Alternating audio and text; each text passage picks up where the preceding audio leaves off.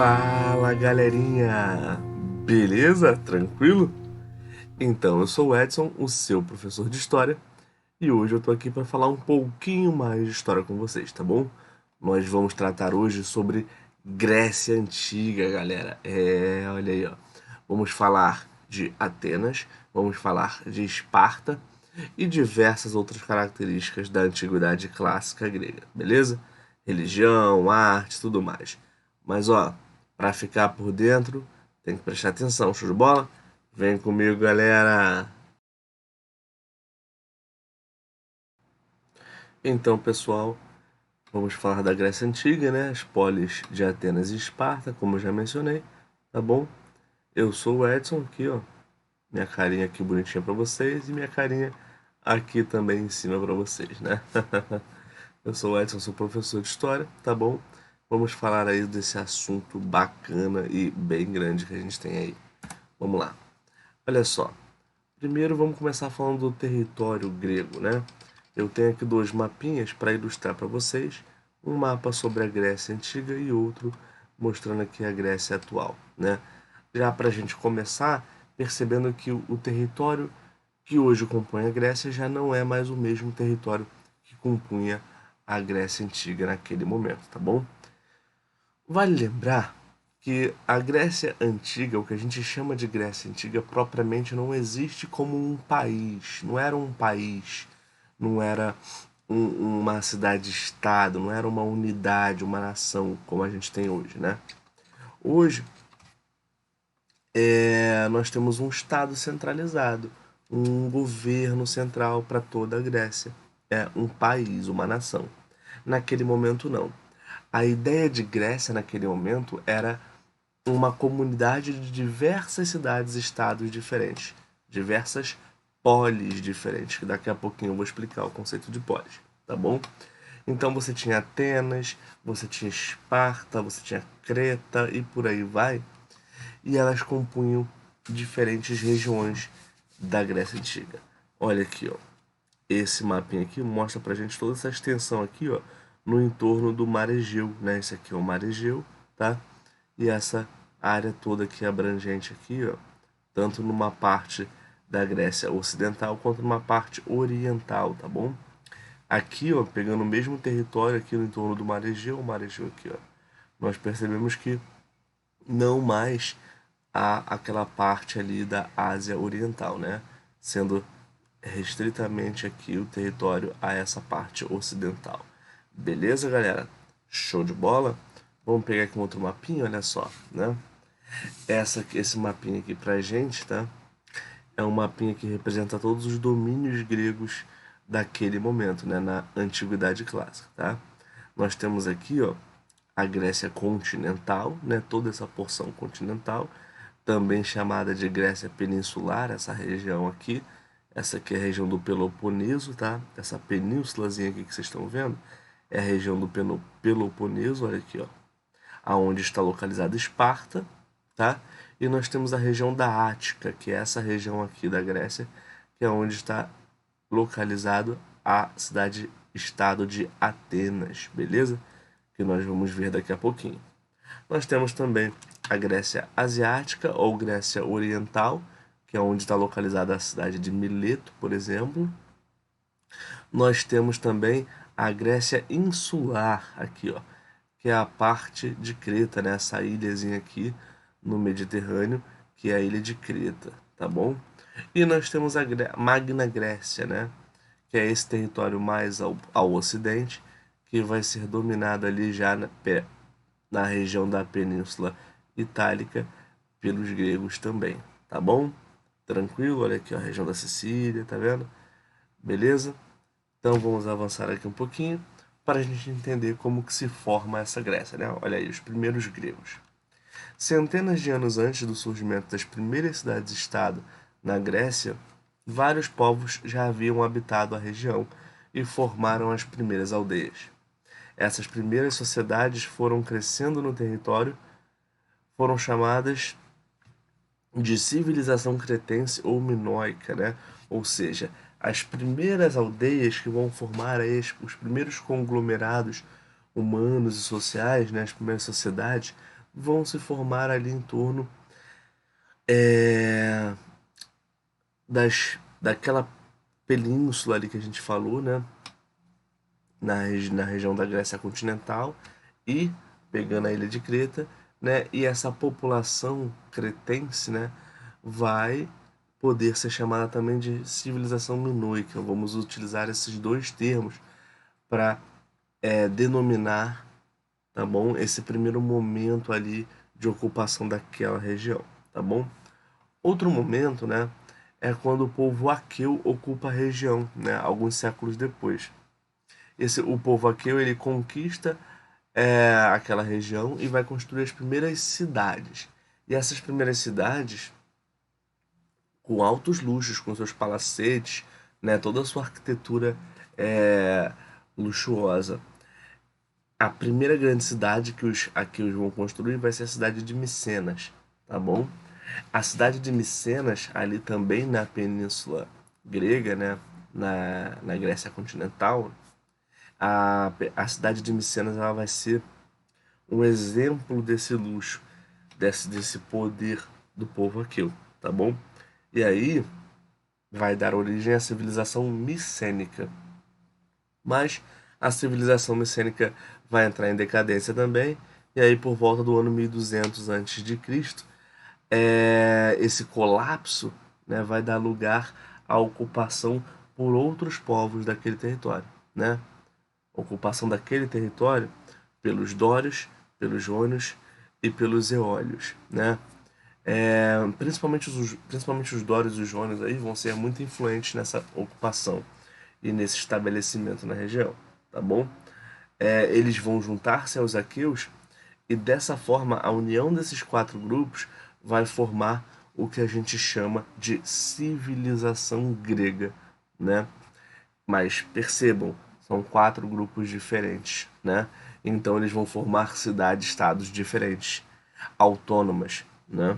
Cada uma com os seus costumes, suas crenças, suas práticas, mas todos ali obedecendo um mesmo idioma, alguns costumes parecidos, então vão se entender como cidades-estados diferentes, mas da mesma civilização, civilização grega. Show de bola? Vamos avançar aqui, ó, para a gente entender então o que é esse conceito de polis, né? As polis gregas. Lembrando sempre que eu boto aí o gregas entre aspas, porque como eu falei, a ideia de nação grega ela não existe, né? Mas uma comunidade grega engloba diversas dessas cidades-estados com características comuns, né, e que ocupam aquela mesma região, tá bom? Olha aí, né? Polis são cidades-estados autônomas e independentes, ou seja, têm suas próprias leis, sua própria justiça, seus próprios governos, tá bom? Identificadas como gregas por agregarem a mesma região, mesma língua, assim como algumas tradições culturais comuns, como eu já falei anteriormente. E aí, para a gente entender um pouquinho, né, vamos falar das principais polis gregas. Eu estou trazendo daí Atenas e Esparta como as duas principais, mas nós temos várias outras importantíssimas também, tá bom? Aí eu trouxe algumas aqui: Corinto, Creta, Tebas, Mileto, Olímpia, tá bom? Mas tem várias outras aí. Mas aqui nessa aula nós vamos nos ater a falar de Atenas e Esparta. Show de bola? Então, olha aí, vamos falar um pouquinho de Atenas, né?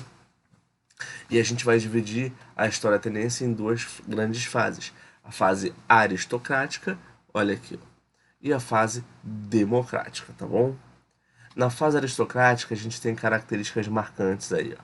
Governada por uma aristocracia de grandes proprietários rurais, né? Ah, professor, mas o que é aristocracia? Que nomezinho complicado. Calma que não é tão difícil, olha só. A aristocracia nada mais é do que os proprietários de terra, né? Ou seja, os proprietários rurais, tá dizendo aí, né? Que estão no poder político, que estão governando, tá bom? Então, a Atenas clássica vai ser governada por essa aristocracia, tá? E vai ser baseada na escravidão. Escravidão por dívida de guerra. E por dívida comercial também acontecia, tá? É, vale diferenciar aqui, pessoal, para a gente não cometer um grande equívoco, que a escravidão praticada na Antiguidade Clássica era uma escravidão estritamente praticada por dívidas, dívidas de guerra, dívida comercial, mas dívida. Não era uma escravidão étnica.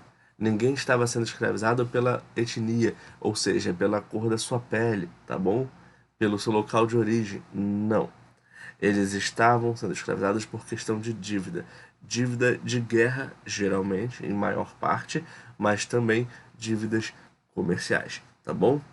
É só para a gente diferenciar, porque a escravidão que foi praticada no Brasil e nas Américas, muitos tempos depois, né, foi uma escravidão étnica.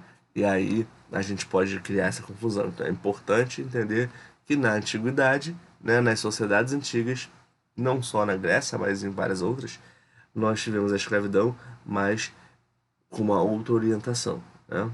Escravidão por dívida. Show de bola? Temos aí, ó, a agricultura como base da economia. Não que não houvesse comércio, que não houvesse artesanato, havia, mas a base econômica, a atividade mais importante para a economia de Atenas funcionar era a agricultura, tá bom? Sociedade dividida em camadas sociais, né? Uma sociedade, portanto, estratificada, dividida em estratos, que separava quem era cidadão de quem não era cidadão, separava as funções para o homem e as funções para a mulher. É importante deixar isso claro, tá? Porque nem todo mundo era considerado cidadão na Atenas clássica, tá bom? É, nós vamos ter, na fase democrática, por exemplo, as reformas de Solon, né? Que as reformas de Solon é como se fosse, na verdade, uma transição da fase aristocrática para a democrática, né? Quando ele vai criar ali a chamada Bulê, ele vai uma espécie ali de assembleia para tomar as decisões, tá bom? Só que essas decisões, essa assembleia, digamos assim, ela não vai ter uma participação muito efetiva, né? A democracia ela só vai ser implantada de fato a partir do governo de Clístenes, tá bom? A partir do governo de Clístenes, a democracia passa a ser o regime oficial de Atenas. Mas, galera, é no governo de Péricles que essa democracia ganha corpo, ganha forma, se consolida, tá bom? Se afirma. Então, por isso que eu botei aí no slide governo de Clístenes e governo de Péricles, tá bom? A implementação da democracia. Mas para a gente entender essa democracia, é preciso entender o conceito de cidadania ateniense, porque nem todo mundo era considerado cidadão, né? Hoje, na nossa sociedade, todo mundo é considerado cidadão, né? O conceito de cidadania ele é universal, mas na sociedade ateniense antiga não era assim. Era um conceito restrito e que excluía uma camada da população. Por exemplo, escravos não eram considerados cidadãos. Estrangeiros não eram considerados cidadãos. Mulheres não eram consideradas cidadãs, tá? Apenas homens maiores de idade, com uma função política, né? Com um poder aquisitivo, né? Ou seja, não é todo mundo que participa da política, apenas os cidadãos participam da política, mas não é todo mundo que é cidadão. Então, logo, não é todo mundo que participa da política, das decisões políticas da Atenas. Tá bom? Tranquilo? Tá tranquilo até aqui? Se não tiver tranquilo, o que você faz? Dá uma pausada no vídeo, tenta voltar um pouquinho para poder é, revisar aí o que eu acabei de dizer até aqui, tá bom? Importante entender isso, porque isso vai ser fundamental para entender todo o restante da história grega até aqui, tá bom? E com esse conceito de cidadania restrito, pessoal, acaba que a democracia não atende a todo mundo, não é todo mundo que governa de fato, não é todo mundo que participa da política. Então isso acaba perpetuando a aristocracia no poder, ou seja, mantendo a aristocracia no governo, mantendo o poder nas mãos dessa aristocracia, dos proprietários de terra. Show de bola? Beleza? Vamos avançar aqui um pouquinho então, ó. This is Sparta. Isso é Esparta. Uma frase clássica aí do filme 300, né? que eu trouxe para nomear aí a nossa página aqui sobre a sociedade espartana, né? Vale entender aí, olha só, que a Polis de Esparta é uma cidade-estado que foi fundada pelos Dórios, e os Dórios tinham uma tradição guerreira muito forte, tá bom? Então isso vai determinar, olha aqui, ó, o forte caráter militar dos espartanos, né? Os espartanos eles eram educados para o exercício militar. Eles eram treinados desde criança para serem soldados. Isso é muito importante de frisar, porque essa vai ser uma diferença muito importante em relação aos atenienses, tá bom? Os atenienses vão ser preparados para o exercício político, enquanto a educação espartana vai ser uma educação preparada para o exercício militar, tá? É, Esparta vai ser governada aí pelas oligarquias, né? Ou seja, por pequenos grupos no poder, né? E grupos de uma elite, tá? Não é de uma massa populacional. A base econômica de Esparta também é a agricultura, assim como em Atenas, mas eles também desenvolvem comércio e artesanato, tá bom? E a servidão é a principal forma de mão de obra em Esparta. Diferente de Atenas, que em Atenas a gente viu que a escravidão era a principal forma de mão de obra, né? Em Esparta não, tá? Em Esparta vai ser a servidão. Essa diferença também é importantíssima, porque isso vai determinar justamente o tempo, né? O chamado ócio produtivo, né? O que é o ócio? É aquele tempo que a gente fica sem fazer nada. Fica de bob lá, ó, tranquilão, né? E aí quando surgem as ideias, enfim, quando a gente produz, né? Para os atenienses, o ócio era uma coisa muito importante, mas eles só poderiam ter o ócio, desenvolver o ócio, praticar o ócio, se tivesse quem pudesse trabalhar por eles. E aí existiam os escravos, né? Na sociedade espartana não tinha isso.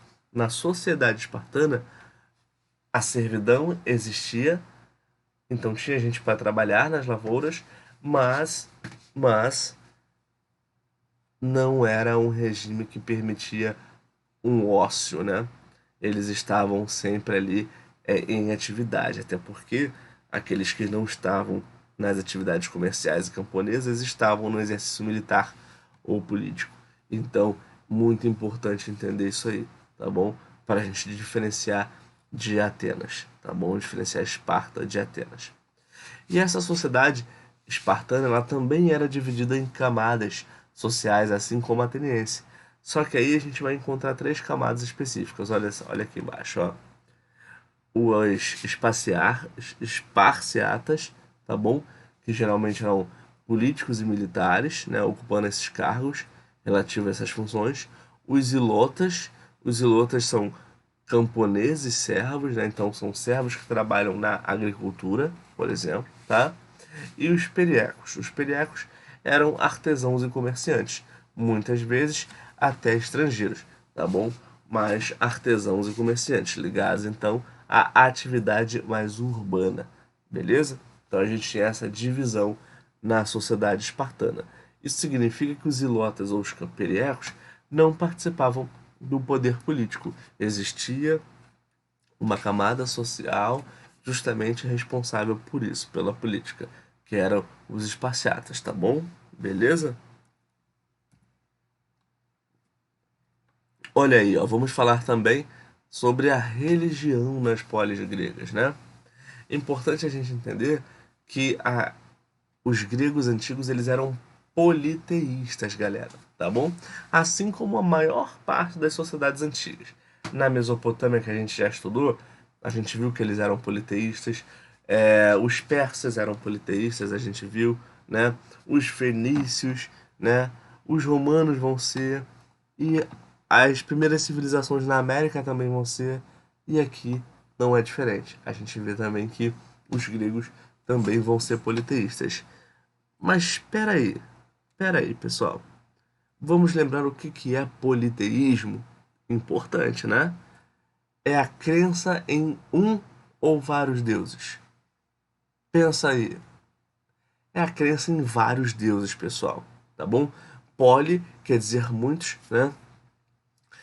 Então, politeísmo quer dizer a crença em muitos deuses, muitas divindades, tá bom? E essas divindades gregas, elas eram associadas aos aspectos da natureza ou da vida humana. Como assim, professor? Por exemplo, nós podemos entender que Poseidon era o deus dos mares, certo? Os mares representam um elemento da natureza. Show de bola? Mas eu posso pegar, por exemplo, Dionísio. Dionísio era o deus do vinho. O vinho é um elemento da vida humana. Beleza? Zeus. Zeus, o deus do trovão. O deus dos céus. Um elemento da natureza. Show de bola? Tranquilo? É... Deixa eu pegar outra aqui. Afrodite, né? Afrodite, a deusa do amor, né? Amor aí é um elemento da vida humana. Beleza, galera? Tá tranquilo isso aí? Vamos lá. Esses deuses é importante a gente entender também que eles eram antropomórficos. Eita, que nomezinho complicado, né? Nem é tão difícil. Olha só, antropo quer dizer humano e mórfico vem de forma. Então, antropomórfico significa forma humana, tá bom? Então, esses deuses, olha só, eles possuíam formas humanas, né? Mas não só formas, como também sentimentos humanos. Os deuses gregos sentiam raiva, né? Tinham medo, sentiam fome. Os deuses gregos eles tinham características muito próximas aos humanos. O que diferenciava eles então dos humanos? Seus superpoderes? Não dá para chamar de superpoderes, mas habilidades, né? Eles têm um manejo sobre os elementos da natureza. Mas o que diferenciava eles é que os deuses eram imortais. Diferente dos humanos, os deuses gregos eram imortais. E além de serem imortais, os deuses gregos eles tinham uma beleza incrível, uma beleza indescritível, né? Eles eram belos, eles eram um exemplo da beleza. Os seres humanos não, os seres humanos eles eram imperfeitos. Eles divinos eram perfeitos, imutáveis, imortais. Show de bola? Importante também entender que muitas lendas eram narradas sobre os deuses gregos, né? E aí eu trouxe um exemplo aqui, olha só aqui embaixo, olha só. A existência de semideuses, né, filhos dos deuses com humanos. E aí eu posso pegar, por exemplo, o Hércules, né, o personagem de Hércules, olha aqui, ó. Hércules era um personagem que seria filho de Zeus com um humano, né, com um ser humano. Então ele seria um semideus, tá bom? Era muito comum, muito comum essa narrativa de que os deuses eles iam se misturavam no meio dos humanos e acabavam ali procriando com humanos, tendo filhos semideuses, né? Tem aquele filme recente, né, que é bem moderno, que chama-se Percy Jackson, né? Que é um filme legal, é um filme legal. E ele fala um pouco disso, né? Dessa lenda, trata dessa lenda. O Percy Jackson seria filho de Poseidon com uma humana, né? E aí ele estaria através dos filmes buscando a sua jornada de descoberta da sua divindade, tá bom?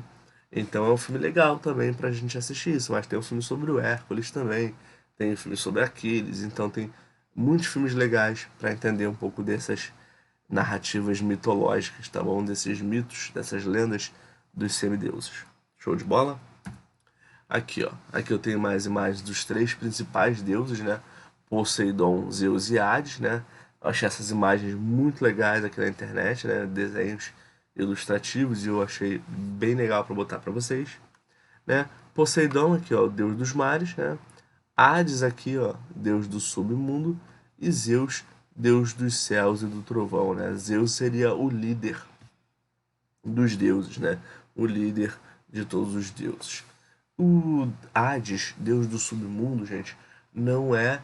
A gente tem que ter cuidado ao analisar isso, porque não é igual no cristianismo, nas nossas religiões hoje.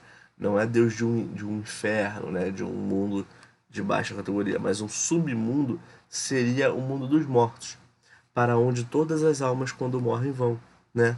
A nossa ideia de inferno, céu e inferno no cristianismo ela diz respeito a quem é a conduta de vida humana, né? Quem é bom vai para o céu, quem é mal vai para o inferno, não é isso? Mas na religião grega antiga, não. Todos os mortos vão para o submundo. Lá é o mundo dos mortos, das almas, tá bom? Então Hades era o deus do submundo. Em algumas narrativas é comum botar Hades como se fosse um do mal, como se fosse um vilão, né? Porque justamente ele é o deus do submundo. No próprio filme do Hércules da Disney tem essa conotação, esse sentido, botar o Hades como um vilão. Isso é errado, pessoal. É errado porque na verdade é, estar no submundo ali seria uma função que deveria ser ocupada por algum deus e acabou sendo ocupada por Hades, né? Hades e Zeus tinham divergências, Poseidon também. Os três irmãos ali, Hades, Poseidon e Zeus, eles tinham muitas divergências, eles entravam muito em conflito. E Hades foi para o submundo, governar o submundo, porque Zeus o baniu. Mas isso não significa que ele fosse mal propriamente, tá bom? É importante pontuar isso, tá? Olha aí, sobre a arte grega, né? Nós podemos falar da escultura e do teatro grego como dois elementos fundamentais da arte grega. Tá? A escultura acaba sendo mais representativa quando se fala de arte grega, mas o teatro também é muito importante, tá? Inicialmente as esculturas eram feitas em pedra, né? Mas depois passaram a ser feitas em mármore e em bronze, né? Aqui eu trouxe só um exemplo de escultura para vocês nesse slide, que é uma escultura em bronze, né? Dos Jogos Olímpicos aqui. Mas existem várias outras esculturas que vocês podem buscar pela internet feitas em mármore, tá bom? No primeiro momento elas eram feitas em pedra, mas depois houve uma evolução dessas esculturas, tá bom? Já o teatro grego, por exemplo, nós temos alguma notoriedade importante também para ele, e a gente tem dois gêneros importantíssimos aí, que é a comédia e o drama, né? A comédia e o drama do teatro como a gente conhece hoje nasceu na Grécia Antiga, pessoal, né? Foi popularizado pelos gregos e importantíssimo, olha só, que escravos não poderiam assistir os espetáculos. Todo mundo poderia assistir, menos escravos, tá bom? E mulheres também não podiam interpretar nos teatros, né? É, Quando haviam personagens femininos, os homens usavam máscaras para interpretar essas mulheres, esses papéis, tá bom? Daí a representação de máscaras do teatro, né? Que eu trouxe aqui para vocês, era só uma máscara cômica e uma máscara dramática, representando esses dois gêneros do teatro grego, tá bom? E pessoal, olha só, em grande medida, as obras artísticas da antiguidade grega eram inspiradas nas narrativas religiosas e míticas que determinavam as formas de observar o mundo. Sim, grande parte das pinturas, das esculturas, né, e até mesmo das encenações no teatro representavam alguma mitologia, né, ou alguma narrativa religiosa, porque era a forma de enxergar o mundo, né? Aqui nós temos uma escultura que representa os Jogos Olímpicos, só que os Jogos Olímpicos eram também uma cerimônia de homenagem aos deuses, tá bom? Não era uma cerimônia meramente esportiva como hoje, uma competição esportiva, mas era uma cerimônia ritualística, ou seja, eram rituais praticados em homenagem aos deuses, né? É importante pontuar isso. E depois vai ganhando aos poucos essa conotação esportiva, competitiva, até chegar aos dias de hoje e ter apenas puramente uma conotação competitiva. Beleza, pessoal? Então é isso. Eu espero que vocês tenham entendido. Desejo, claro, sempre bons estudos a vocês, tá bom? E lembro sempre que se tiver qualquer dúvida, nos procurem, tá bom? Procurem os professores de vocês, me procurem, tá bom? Que a gente vai esclarecer a vocês. Show de bola? Tranquilo? Qualquer coisa, dá uma revisitada aí na aula, tá bom? Dá uma pausada, volta na aula para tentar reassistir algum trecho aí que ficou com dúvida também, tá bom? E sempre bons estudos, né, pessoal? Lembrando a vocês aí, ó, meu canal do YouTube, tá bom? Aonde esse vídeo está postado. né? E meu Instagram profissional também, ó. Quem puder, segue lá meu Instagram, tá bom? E se inscreve lá no canal porque vai me ajudar muito a fazer mais conteúdos, tá bom? É isso, pessoal. Grande abraço, tá bom? Beijo nos corações. Até a próxima aula, pessoal.